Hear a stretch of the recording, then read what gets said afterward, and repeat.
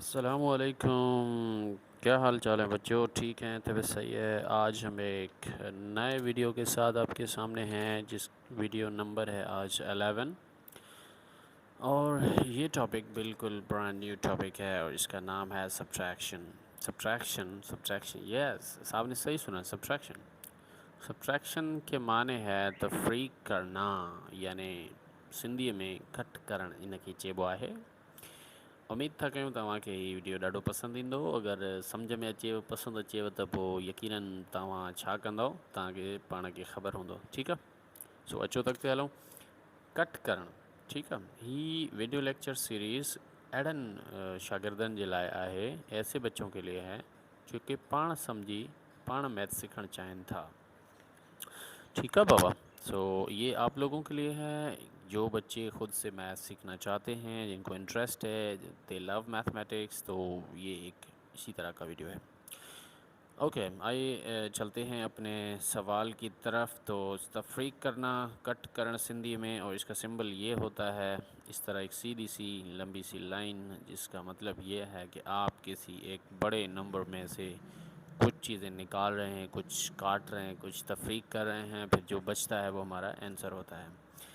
तो आज हमारा जो सवाल है उसमें कह रहा है सब्ट्रैक्ट 250 फ्राम 1000। अब इम्पॉर्टेंट बात ये है कि यहाँ पर 250 लिखा है और इधर 1000 लिखा है। अब मोस्टली एक मिस्टेक जो बच्चे करते हैं वो ये करते हैं कि सवाल का स्टेटमेंट नहीं समझते, और वो क्या करते हैं, बस जो बड़ी रकम है उसको ऊपर रखते हैं और जो नीचे छोटी रकम है उसको नीचे लिख देते हैं और उसको सब्ट्रैक्ट कर देते हैं। लेकिन ऐसा नहीं होता, आपको स्टेटमेंट समझना है। कहता है कि सब्ट्रैक्ट यानी तफरीक करें। क्या तफरीक करें? 250 250 तफरीक करें किस में से?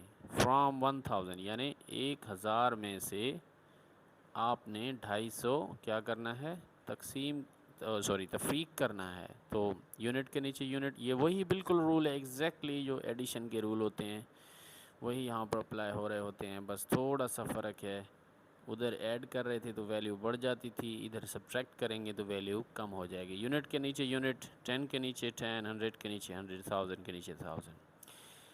अब आप यहाँ देखें कि ज़ीरो में से ज़ीरो अगर हम निकाल भी लें तो यहाँ पर ज़ीरो बचेगा, लेकिन ज़ीरो में से 5 नहीं जा सकते, लिहाजा हम ये 10 में से एक इसको लेकर देंगे, तो ये हो जाएगा 10। कैरी कर रहे हैं, ठीक है। सो 10 में से 5 जाएंगे, 5 बचेंगे। अब ये पहले 10 थे, लेकिन अब ये 10 नहीं है, अब ये कितने हैं? अब ये 9 हैं। 9 में से 2 जाएंगे तो कितने बचेंगे? 7 बचेंगे। सो ये है हमारा आंसर जी, सब्ट्रैक्शन। यानी यूँ समझें कि फॉर एग्ज़ाम्पल अगर हमारे पास 1000 बलून थे, ठीक है, इसका आइडिया समझें 1000 क्या थे? बलून थे। For example dot dot dot dot, अब उनमें से आपने 250 बलून फाड़ दिए, यानी डॉ डॉ डॉ ख़त्म कर दिए, यानी फट गए। 250 बलून फट गए, ठीक है। तो बाकी कितने बचेंगे? ब्ला ब्ला ब्ला, इस तरह फट गए, ठीक है।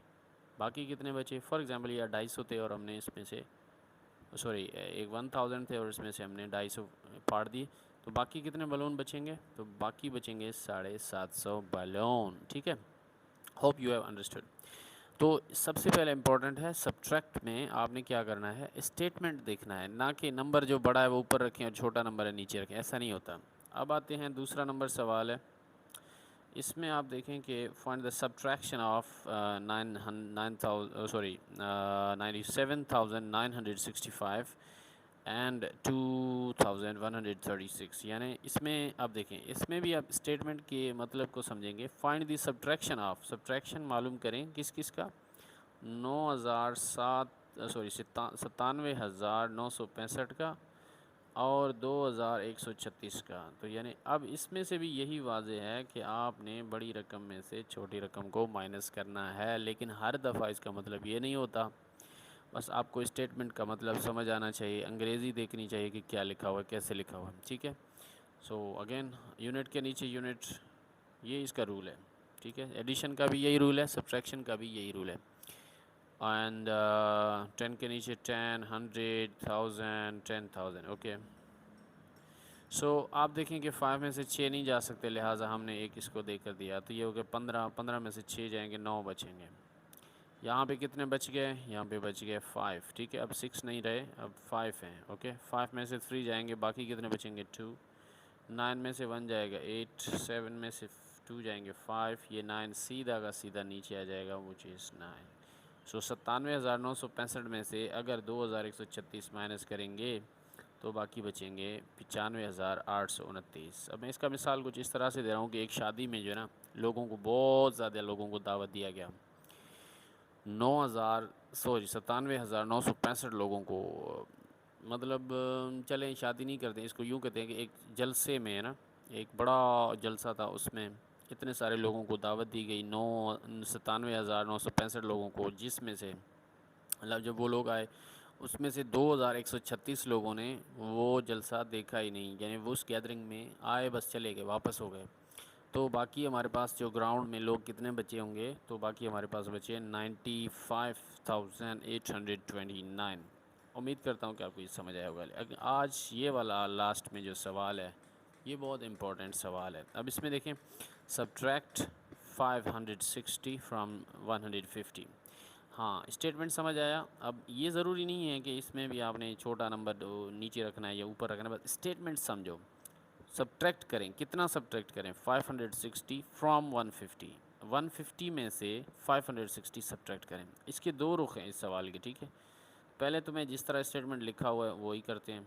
सब्ट्रैक्ट करें 560, किस में से सब्ट्रैक्ट करें? 150 में से। अब आप देखें कि 150 में से 560 सब्ट्रैक्ट नहीं हो सकते। अगर मेरे पास है ही 150 और मुझसे कोई बंदा कह रहा है कि आप 560 रुपये मुझे दें, तो मैं कहाँ से दूंगा उसको? लिहाजा इस केस में ये वाला तरीका नहीं चलेगा। तो आपने क्या करना है कि आपने ये जो बड़ा नंबर है ना वो ऊपर लिखना है इस केस में। हर केस में ऐसा नहीं होता। फिर आपने छोटा नंबर नीचे लिखना है। अब आपने करना है माइनस। लेकिन आप देखें कि जो बड़ा वैल्यू है वो एक्चुअल में उसमें से सब्ट्रैक्ट चीज़ें नहीं हो रही हैं, तो सब्ट्रैक्ट तो हमें करना था 150 में से। पर क्योंकि हमारा ये सवाल इस तरह नहीं हल होगा, तो सेकंड टेक्निक ये होता है कि जो बड़ा वैल्यू उसको ऊपर लिखा जाता है और जो छोटा वैल्यू उसको पहले नीचे लिखते हैं ताकि हमारा आंसर आ जाए। अब मैं आपको इसके बारे में मज़ीद समझाता हूँ कि ऐसा क्यों करते हैं। 0 में से 0 जाएगा, 0 बचेगा। 6 में से 5 जाएंगे, 1 बचेगा। 5 में से 1 जाएगा, 4 बचेगा। अब देखें ये 410 है, ठीक है, ये हमारा आंसर है। मगर इससे पहले कि इसको हम आंसर कहें, आपने यहाँ पर एक छोटी सी ये वाली निशान देनी है ताकि ये आंसर क्लियर हो जाए। अब आप देखें कि मिसाल के तौर पे मैं इसको समझाता हूँ ऐसा क्यों हुआ, यानी इस तरह हमने क्यों किया। फॉर एग्ज़ाम्पल आपकी जेब में 150 रुपये पड़े हैं, ठीक है, और कोई बंदा आके बोल रहा है कि भाई मुझे 560 रुपये चाहिए, और आप उसको ना भी नहीं कर सकते, आपको देनी है उसको लाजमी।